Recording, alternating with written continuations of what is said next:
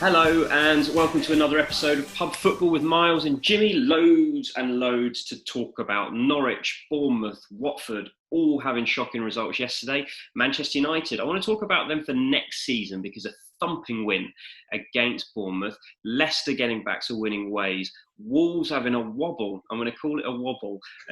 Wobble. Away from Tottenham. Loads to talk about, and of course, we'll preview today's Premier League games as well. Yesterday, we saw some interesting results. First up, you thought Norwich were going to beat Brighton. I I didn't, did. and they didn't. 1-0 to Brighton. Brighton pretty much looks safe now. Not Norwich are gone. If you're not winning these games at home, there's no way you're staying in the league. Yeah, as you say, I think I've backed Norwich for every single game since the restart came back again, and they've been poor again. They were poor yesterday. They didn't create a lot. They give away rubbish goals, and they are gone. They are really gone. And fair play to Brighton. They are safe. Probably another win just to secure it, but job done. I think they're 9 points Brighton adrift now, so it's there or thereabouts. I can't see, based on how the other teams are playing as well, I can't see them catching up with them. Leicester Crystal Palace, a much needed win for Leicester. 100 Premier League goals for Jamie Vardy. It's an incredible story. I saw Peter Crouch tweeting, how many would you be on if you'd started where you belong? Now, I don't necessarily agree with that because I remember when he first came to the Premier League in that first season with Leicester, he got in the squad at the end of the season, but it took him a while to warm up. Now, that might have happened a couple of years earlier if he came in, but Yeah. he's a player who was a late bloomer, and it's been an Well, incredible. exactly. You've had players from the past. Ian Wright was a late bloomer. People who come to the Premier League late, but hit the ground running. And to get 100 goals in this kind of time frame he has is amazing. And he was great yesterday. Sacco, sorry, obviously gave him the first goal by just falling over. But yeah, they were great. It's a really good result for Leicester. They've got Arsenal next, but yeah, good to get back to winning ways.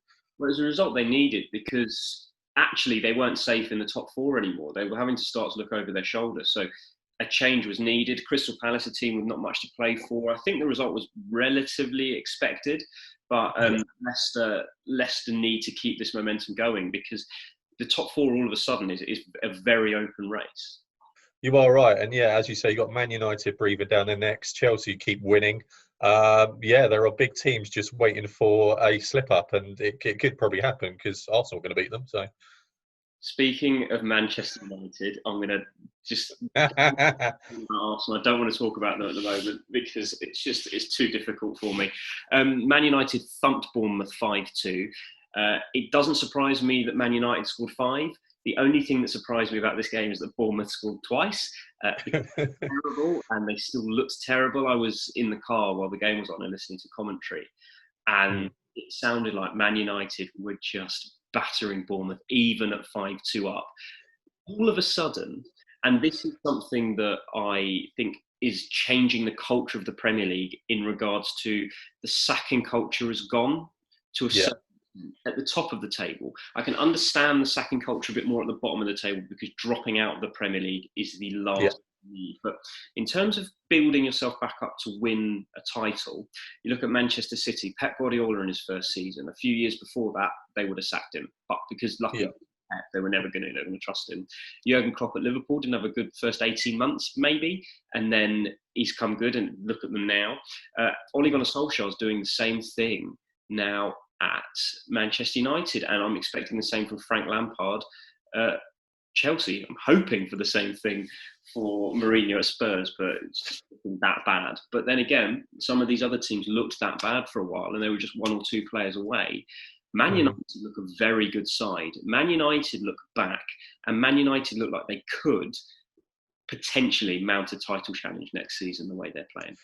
Yeah, as you say, they are so much of a joy to watch at the moment. I watched the majority of the game yesterday, and it was great. It was just the Man United of old. It was interesting. They were up for it. Everyone looked great, and I think 3 of the front 4 scored, didn't they? It was just crazy. So, and Bruno Fernandes is such a good footballer. It's unbelievable.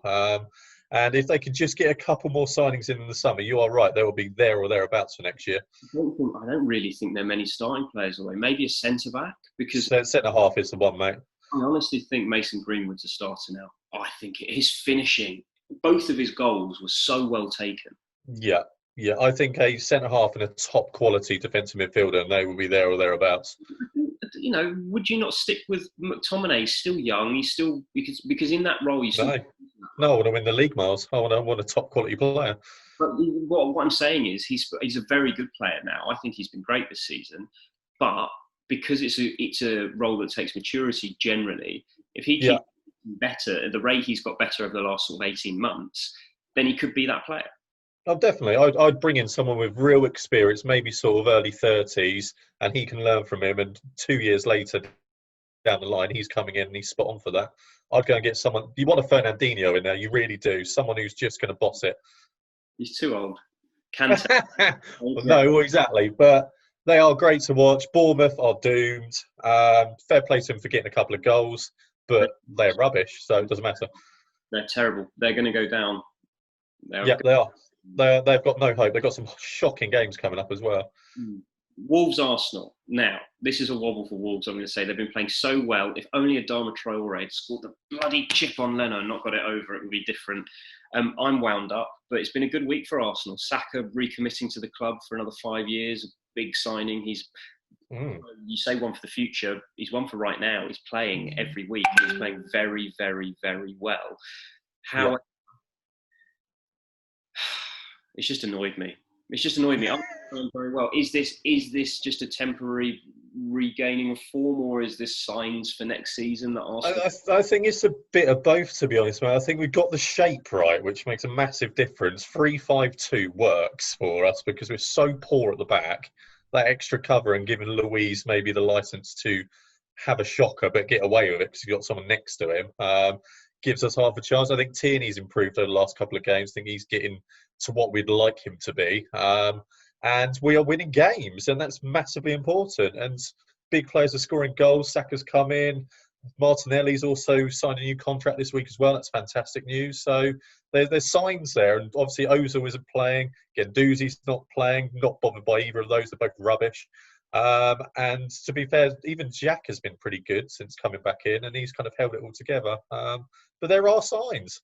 Got to be very careful in the transfer market because Arsenal have had some duds recently, and duds could completely unravel the good work if they come in for big money, play well straight away, and then make some of these players that are playing well that maybe aren't as fashionable names lose their confidence and get disgruntled and want to leave. So it's a very big transfer window if Arsenal have any chance of regaining a spot in the top four next season, especially with how Liverpool are playing well, Man City are Man United, like we've just said, are they going to be a title challenger? Are they back? And Chelsea's recruitment has been great. Wolves are kicking on. Leicester look great.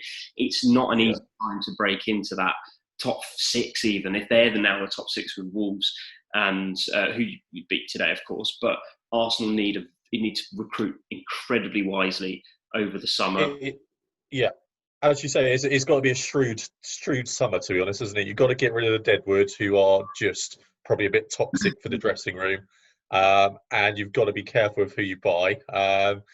But I think even someone like Buendia, maybe Norwich, just shrewd signings that are going to make a difference, and you can get them quite cheap. I think it'd be quite a good strategy, to be honest. As for Wolves, unlucky, still comfortably in sixth, but unlucky. Didn't turn up. Really good result for Arsenal. Moves them 4 points ahead of Spurs. Chelsea 3, Watford 0. Not a good result. But this isn't the game that was going to keep Watford in the league. However, they still didn't show enough fight. I saw one good chance out of the game for Watford. They look really poor. And realistically, what I'm looking at the moment is a terrible Bournemouth side. Norwich are gone. Aston Villa have been compact but can't create chances. And Watford are playing shocking as well. So if Aston Villa can just nick a goal in some of these games that they're not conceding goals in, this is a real problem for Watford now. 100%. Yeah, you'd expect a team fighting to stay in the Premier League to show up a little bit more last night, but they got absolutely hammered.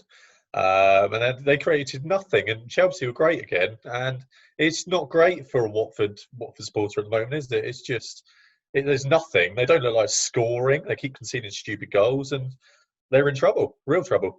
As for Chelsea, they needed to win. They dropped out of the top four. They got the job done. Lampard will be happy. Professional performance at home, even if it wasn't the best game in the world. No, exactly. Good result. Keeps them going. Right on the coattails of Leicester. Good. Love seeing Barkley get 90 minutes as well. Today's games, we'll just quickly rattle through some score predictions, starting with Burnley, Sheffield United. Oh my God, doesn't that sound like fun? 0-0. I'm going to go 1-0 Sheffield United just because I hope that Tottenham wasn't a blip and they're actually back. Yeah, okay. Newcastle, West Ham. I'm going to go home win. Newcastle have been great since the restart. Yeah, I think it'll be a home win as well. I think West Ham will look at it like, oh, we're kind of safe now, but they'll probably lose 3 or 4 games on the bounce, be kind of dragged straight back into it again. But yeah, 2-0. I was going to say 2-0 as well. Liverpool, Aston Villa. I think Liverpool maybe got to kick up the backside against Man City, and they won't be partying, and they will want to try and still go and get as many points as they can this season, finish the season on a high. First game at home since they won the league, even though there's no fans, but it's still at Anfield. Aston Villa will stay compact. They won't create many chances. Liverpool will break them down. I think it's going to be 3-0. Yeah, as you say, they're going to be much better today, 4-0. Okay. Make up for the goals they lost in the week. Yeah, definitely. As for the other side of that big result in the week, Manchester City travel to St Mary's to face Southampton, who have been playing very well, who have been picking up points, but Man City are too good for them. 3-1. Yeah, as you say, mate, Danny Ings has been banging in the goals and they've been playing really well, Southampton. But yeah, you are right. I think it's going to be a bit tight. I'm going 2-1 City. All right, that was Pub Football with Miles and Jimmy. Make sure you leave your score predictions in the comments or on our Instagram. We'll put them up at pub_football on Instagram.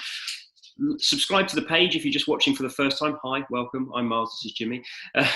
And set the alerts as well. That's something I haven't said to do before. Set the alerts, because then you'll get a little notification when we post a video. And they're nice and short, give you something to watch when you're on the bus, on the train, with your mask on.